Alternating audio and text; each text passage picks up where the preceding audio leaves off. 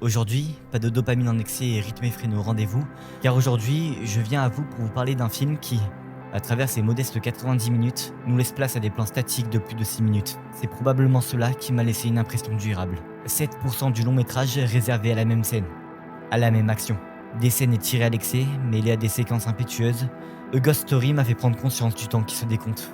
Pour vous le résumer, le réalisateur nous y présente un jeune couple dévasté.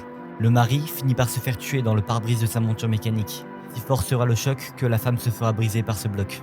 Une solitude la ronge alors, au quotidien. Mais dans sa débaille de meurtrière, le fantôme de son mari l'observe, sans ne rien pouvoir y faire.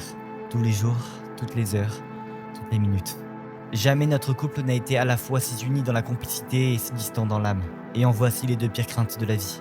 L'homme redoute le passage inexorable du temps, et l'ombre inéluctable de la mort. Né pour mourir, l'homme erre sur cette terre pour occuper le vide du temps. Et puis un jour il subit une perte. C'est alors qu'il prend conscience du temps, des précieux moments que celui-ci lui a prodigués. Un temps qui semble cruel et doux à la fois, qui suscite en nous une douce nostalgie, tout en nous terrifiant par son incessante précipitation. Le fantôme, témoin du temps, saisit des mois en une fraction de seconde et dilate des instants de vie en heure infinie. Voici le sens de la vie. Sous la loi du temps, nos choix et décisions se voient contraints et façonnés. La femme se voit obligée de faire son deuil pour réaliser ses projets de vie, alors que le fantôme, lui, ne peut que subir le temps, qui semble être une éternité. En somme, si la vie provoque l'effroi, c'est qu'elle est destinée à se terminer un jour, ce jour étant incarné par le passage du temps. Jamais l'homme fut face à un concept aussi objectif et subjectif à la fois. Nous vivons chaque instant dans l'éphémère, et chaque seconde qui s'écoule nous rapproche de notre fin. Le temps n'est pas qu'une simple succession de moments, mais il est également chargé de sens, d'émotions et de souvenirs. Il nous caractérise, il nous forge, nous remplit de joie face à des épisodes de bonheur et nous met à l'épreuve face à des instants de malheur. Il semble vicieux et incompréhensible. Pourtant, c'est cet aspect même qui nous ouvre les yeux sur la véritable essence de la vie. Dans ce film, le temps est fluide pour les vivants mais devient une prison pour les morts.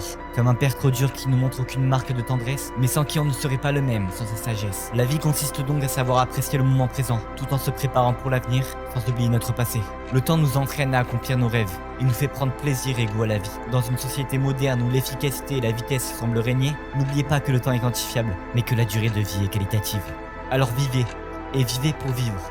Le temps peut être vu linéaire comme cyclique, mais il n'en change rien que nous avons tous un point de départ et un point d'arrivée. Mais le plus important, rappelez-vous, reste le parcours, qui nous remplira de nostalgie et nous créera de souvenirs de vie. Le temps est créateur de valeurs. Puis comprenez que la vie n'est pas éternelle et que cela en fait sa richesse.